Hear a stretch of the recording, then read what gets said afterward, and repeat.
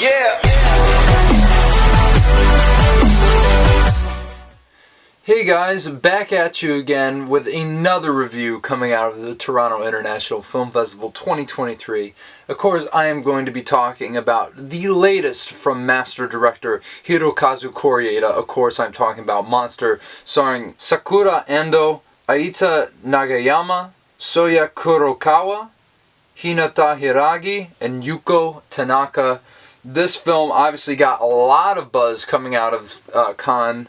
It won the Queer Palm, and it was up for the Palme d'Or as well, and I think it won Best Screenplay. And, obviously, this channel is no stranger to Kore-eda. I obviously reviewed Broker earlier this year, his latest Korean language film.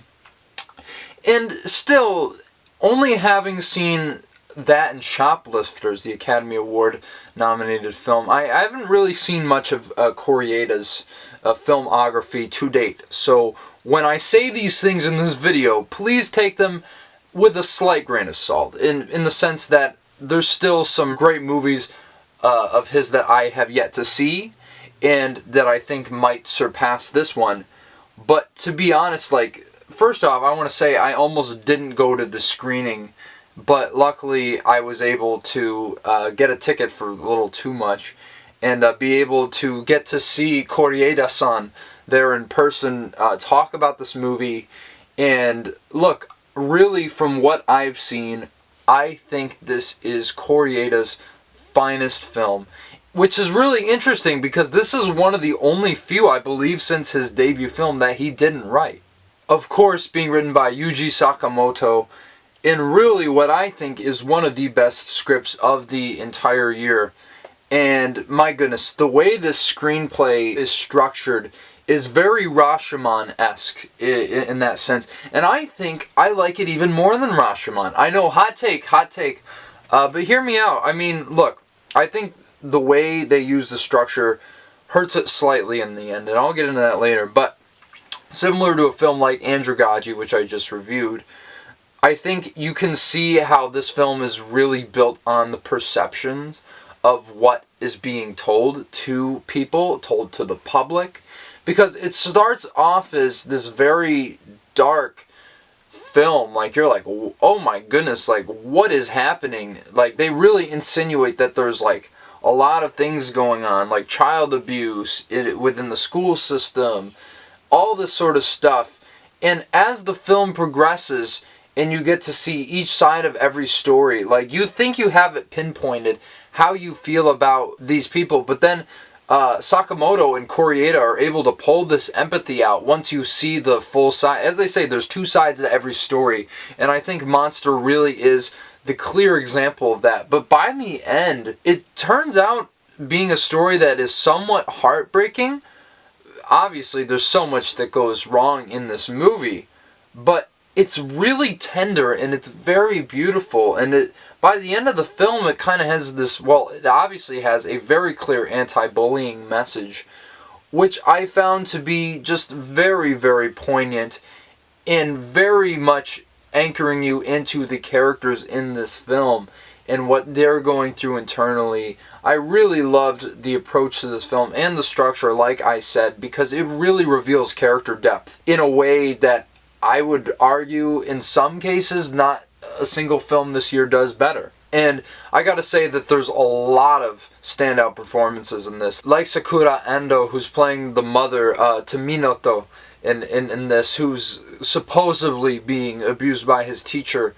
And she goes to confront them at the school. And just her interactions, you really get the sense of her being a very strong, overprotective single mother, and I really love how she plays into the story, as well as Ita Nagayama as Minoto's teacher. And my goodness, what they give him is really, really shocking, to say the least. But really love his work in this film, and I was really moved by his performance at the end of it. And the two kids as well, the main leads here, are really quite wonderful. And Kore-eda said something that I found really interesting about how he interacts with kids.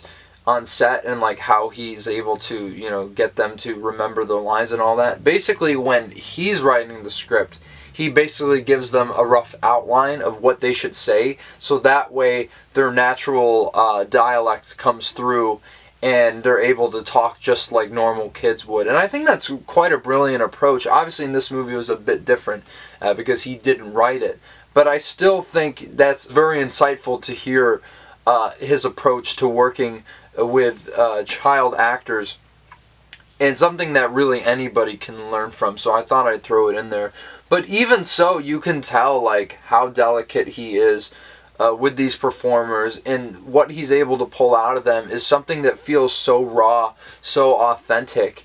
And you know, I was like remembering back to elementary school, and not that I was in a similar situation that these kids were in, but the emotions were there. Literally, it just rings so genuine when you're watching it, and I absolutely love that about this film. It really is so sympathetic towards everybody in the entire cast, which comes to my few negatives with this movie, because I was honestly on the verge of giving this a 9.5. I really was like so invested, so absorbed. One of the best films I had seen at the festival besides Angel Gaji up to that point, probably the best after that.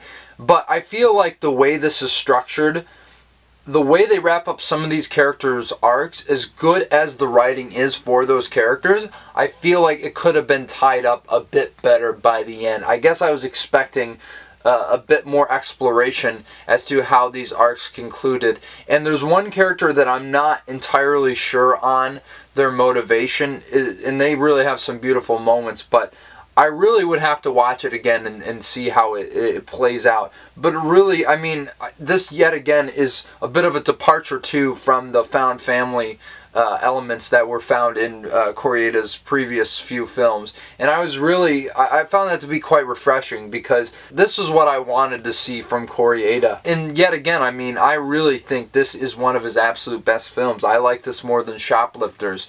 Still have to see some of his earlier work, like I said. But really, this is one of the absolute best films of the year. I hope it gets released this year. I don't see why it wouldn't be. I mean, considering all of Kore-eda's other films were eligible for Academy Awards. And I'm really not sure why Japan selected Perfect Days over this, because to me, this is the clear winner of what they should have picked for international feature. And yeah, guys, I'm going to give Monster a 9 out of 10. Absolutely adored this film.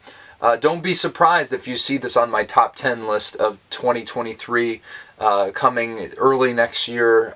Definitely one that you guys have to check out, especially if you're a fan of Hirokazu Kore-eda. And I just think it was so great, once again, seeing him in the theater, because I saw Regis Banatea again. He was there at the theater. He didn't see me this time, but I saw him afterwards, like, taking a selfie with Kore-eda. And it was so cool, because it's like, here's one guy who's, you know, a new master of cinema, and might have Kore-eda beat this time around. Not that it's any contest, of course.